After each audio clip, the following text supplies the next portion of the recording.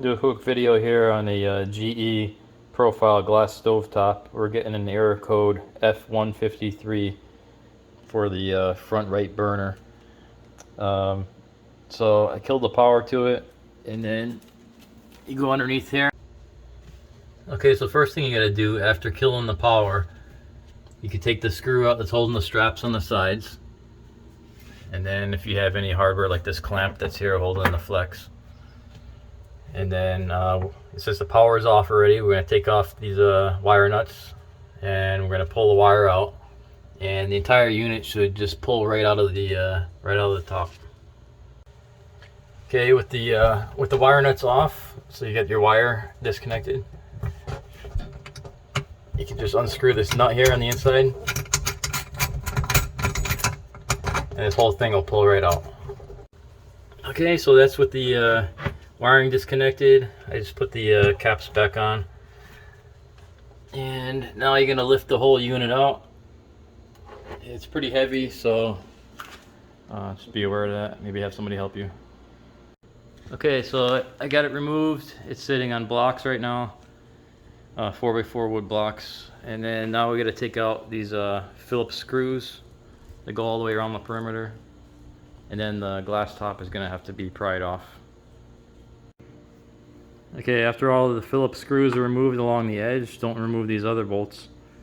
Then you're going to try and go along the edge here, and there's a seal. So you just got to separate it and then lift the glass off the top. Okay, so once you pry the, you take out all the Phillips screws along the perimeter, you're going to lift up on it a little bit, and you're going to have to separate the seal. And you're going to see this black bundle of wires here. And this cable is plugged in right here, if you can see that, but you can just stick a flathead screwdriver and just pry up on it on the side corner, and it'll lift right out, and then the whole thing comes right off.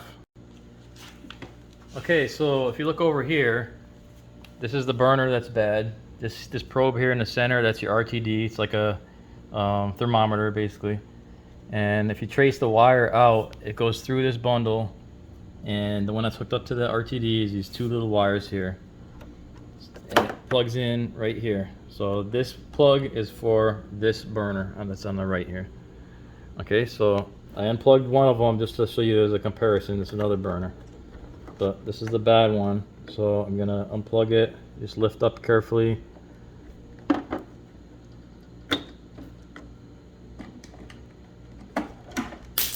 and it should be about I think it was 1030 to 1150 ohms. So here's my meter. I got it set to ohms, and I'm on the RTD connection, and you'll see it's open. It's open loop there. So that means my RTD is bad. So now I'm going to show you another burner that's good. This one here, and the small 2 wire, that's for your RTD. So I'll take a reading here, resistance, and you see you got 1100. So that's a good RTD. So that tells me that this RTD here on this burner is bad.